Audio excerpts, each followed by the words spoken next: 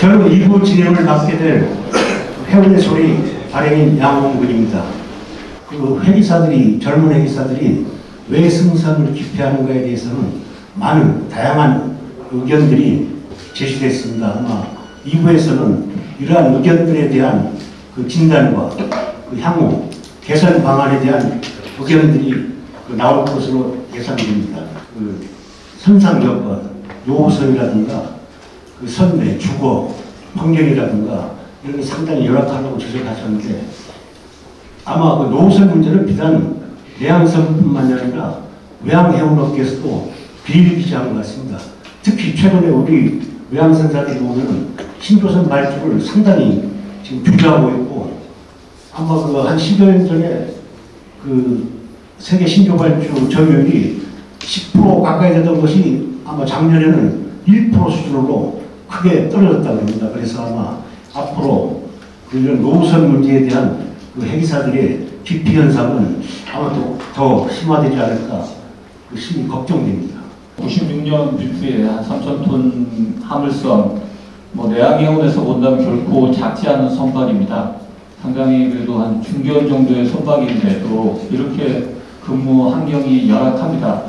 그래서 지금 저희들이 지금 추진하고자 하는 방향은 요번에 정부가 새로 출범을 하면서 이재명 정부에서 발간한 대선공약집에 보면 일터 권리 보장 기본법을 책정하겠다고 나와 있습니다. 그래서 일터 권리라는 게 일하는 모든 직장인들에게 건강하고 안전한 근무 환경을 만들어줄 수 있는 법을 개정해서 우리 근로자들에게 어떤 행복과 성장을 줄 수 있는 기회이기 때문에 그래서 지금 조합에서도 추진하고 있는 게 근로환경 개선에 대한 비용을 좀 이제는 국가에서도 좀 의무적으로 부여를 좀 해줬으면 좋겠다. 그래서 지금 저희가 먼저 기본적으로 화물선이 아닌 가장 열악한 게 지금 내양에서는 예인선들입니다.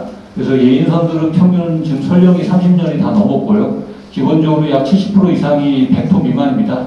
그러다 보니까 근로환경 자체가 저희가 실태조사를 했지만 여기는 사람이 살 곳이 아닙니다. 진짜 거의 진짜 우리라고 할 정도의 열악한 환경이었기 때문에 그래서 저희가 지금 업체를 선정을 해서 리모델링 비용을 좀 산출을 한번 해봤습니다. 구조적인 개선은 어렵지만 그 안에서 그래도 좀 샤워실이라든가 주방이라든가 모든 시설들을 좀 리모델링 할 수 있는 비용이 약 한 100톤 정도 기준으로 해서 한 7,100만 원 정도 들었고 거기에 대해서 지금 한 5대5 정도 정부와 우리 선사에서 좀 부담하는 걸로 해서 좀 강력하게 한번 근로 환경을 좀 시범적으로 한번 추진해 보고자 합니다. 그래서 여기 계신 우리 이제 과장님도 계시지만 기재부하고도 그리고 국회하고도 같이 추진을 해서 좀 근로 환경 그래서 정말 일터 관리라고 하는 거에서 외항선하고 비교했을 때 아직까지 너무 열악하지만 저희도 하나하나씩 차근차근히 한번 준비를 해 나가면서 우리 내항에서 근무하고 있는 선원분들이 조금 더 나은 환경에서 근무할 수 있도록 최선의 노력을 다해보려고 합니다. 좀 많이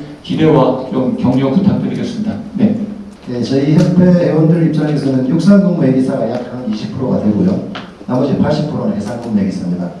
그러다 보니까 제가 접촉하는 사람들이 육상에서 근무하는 회계사, 해상 근무하는 회계사 나름대로 좀 조금이라도 객관적이고 약간 균형된 시각으로 바라볼 수 있지 않나 해서 양쪽의 목소리를 자주 듣고 있습니다. 그래서 저는 우리 회계사들이 느끼고 있는 이 장기선정 기피에 대한 문제점 이 부분에는 누구나 인식하고 누구나 다 알고 있다 보니까 조금은 편향되게 들릴 수도 있겠지만 오늘 자리 취지하고 맞지 않을 수도 있겠지만 조금은 육상에 있는 근무자들 입장 그리고 해상 근무자 입장 충분히 이해한다는 전제 하에서 육상 근무자들 입장 어떻게 보면 이제 고용인측이라고 볼 수도 있겠죠. 자기 경력 개발의 한계 이게 아까 우리 협회장께서 잠깐 말씀하셨지만 저희 협회가 또 아주 본격적으로 밀고 있는 사업이기도 합니다. CDP 커리어 디벨롭먼트 프로그램이라고 우리 회계사들이 항상 불안해하고 해상을 떠나는 이유가 몇 년 후에 나의 자리가 육상에 남아있을까 하는 불안감 그런 걱정을 없애주는 것이 결국에는 육해상 선항 근무가 되었던 해상에 있는 회계사들이 육상으로 들어올 때 충분한 커리어만 있으면 충분한 자리가 보장된다는 확신을 심어주는 것 또는 육상에 있는 회계사들이 해상으로 다시 나갔다 오더라도 내 자리가 보장이 될 것이다 라는 믿음을 가질 수 있도록 자기 개발할 수 있는 프로그램을 만들어서 제공해야 된다.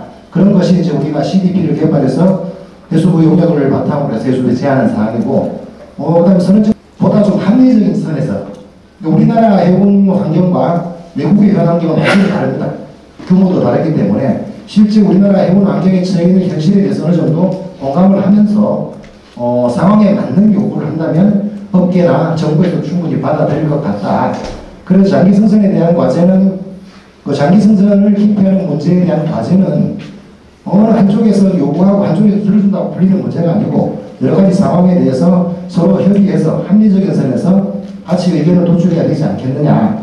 그래서 상호 이해와 그 다음에 극단적인 요구보다는 현실에 맞는 능동적인 그리고 필요한 요구 그리고 거기에 대한 업계나 정부 쪽에서의 수용 이런 것이 있어야지 이 문제를 기본적으로 해결할 수 있는 매듭을 풀 수 있을 거라고 생각합니다. 왜 장기승선을 기피하는가? 문제는 어찌 보면은 명확하게 해답은 나와 있는 것 같습니다. 교수님께서 가장 큰 문제가 돈 문제가 아니냐. 그런 문제도 어느 세미나에서 하신 것 같은데, 저도 그런 말씀에 대해서는 일부 공감하는 바가 있습니다. 네. 저희가 15년 만에 외양 쪽에서 큰 일을 했다고 하는데 사실은 늦은 거죠. 네.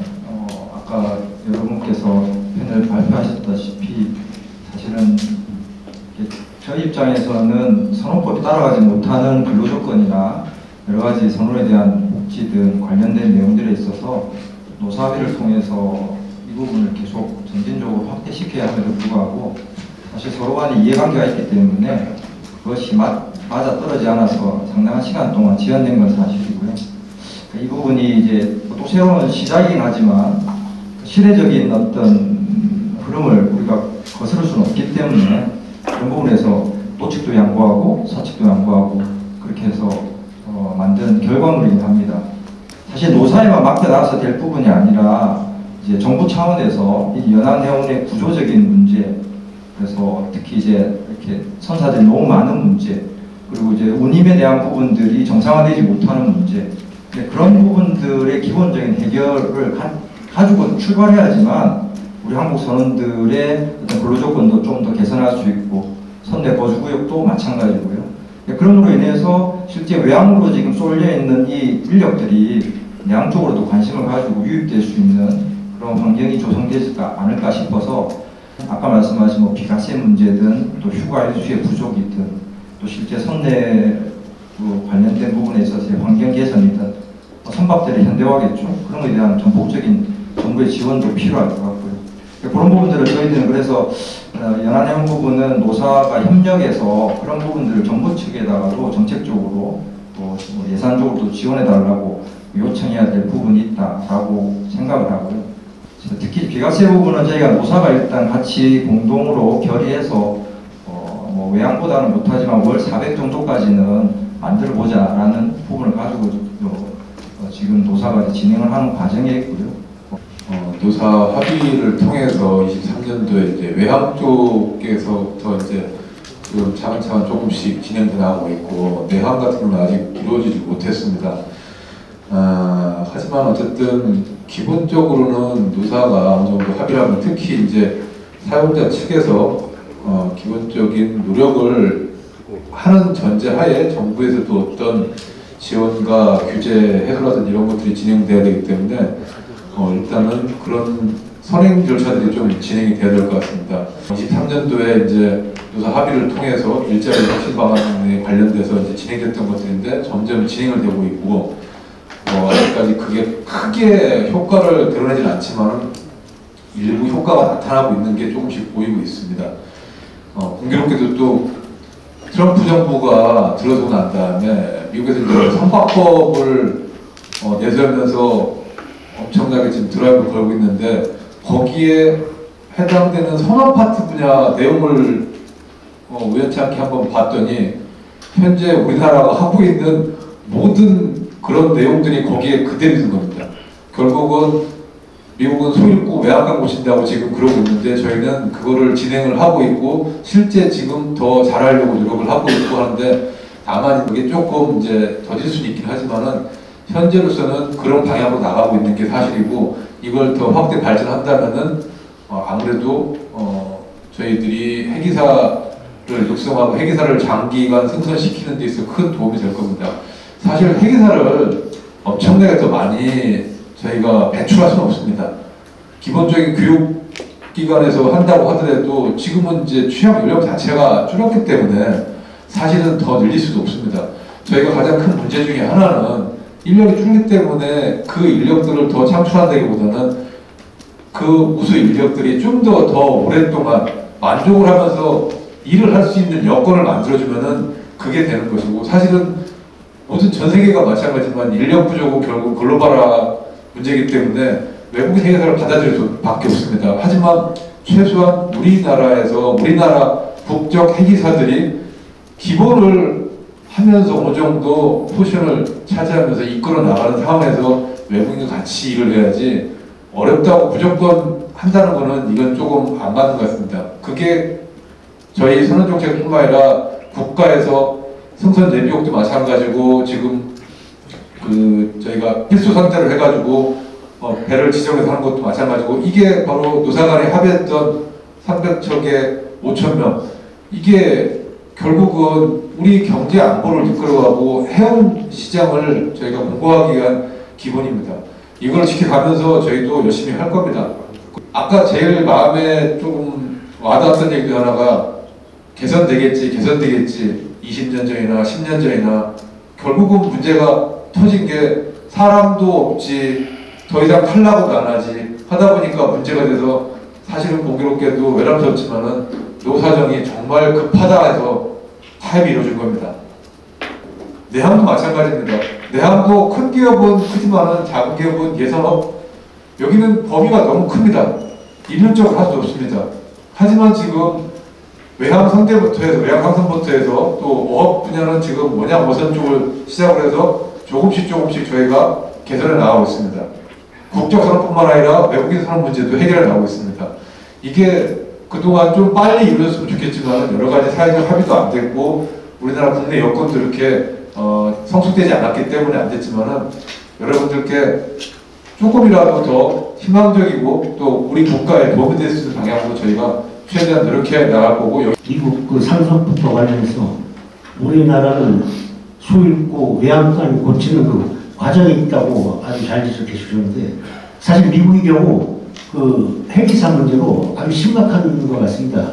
특히 그 US 코스트가드,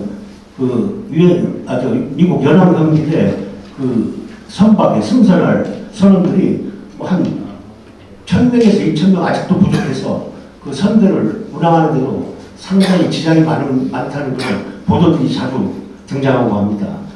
근데 어찌 보면 우리나라 같은 경우는 지금 양해양대가 있고 양해사구가 있고, 특히 또 연수원에서 그 오션 폴리텍을 통해서 그 다양한 등급의 해기사를 양성하고 있는데도 불구하고 이런 문제가 직면하는 것은 참 어찌 보면 상당히 아이러니한 일인데, 그 상선 해기사 양성 관련해서는 아마 그 인프라가 우리나라가 뭐 세계 아마 상위권에 있을 겁니다. 아마 우리나라처럼 인프라가 잘 구축된 나라가 없는데도 우리나라가 벌써부터 그 해기사 수급 문제로 이런 그 세미나를 개최하게 된 것 자체가 조금은 이상한 것 같습니다.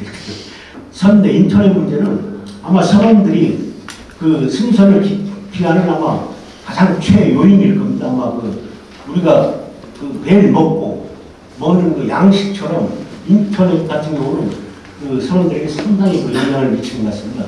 예, 저희가 이제 노사협의하고 거기 한 큰 틀 중에 하나가 선내 인터넷 개선이었습니다. 그래서 이제 저희는 그 산업임금 재단을 지금 선사들이 그 통세 절감액이라든지 이런 부분을 통해 가지고 마련을 했고, 노사정이 지금 같이 이사를 참여를 하고 있습니다. 그 통해 가지고 현재는 과기부에서 그 국경 간 그 협정을 그냥 그 스페이스X 그리고 원앱에 대해서 다 승인을 했습니다. 따라서 현재는 그 기기에 대한 그 적합성 평가를 하고 있는 걸로 알고 있습니다. 그래서 7월 정도면은 그게 실제적으로 시행될 거로 보고, 거기에 대해서도 저희가 필수선박, 지정선박 300척을 중심으로 진행하려고 이미 지금 준비를 하고 있고, 아마 하반기에는 될 거라고 보고 있습니다. 지금 우리나라 전체적 인구 감소에 따라 가지고 당장 내년부터 승상근무 예비역이 20% 줄 거로 지금 예측은 되고 있습니다.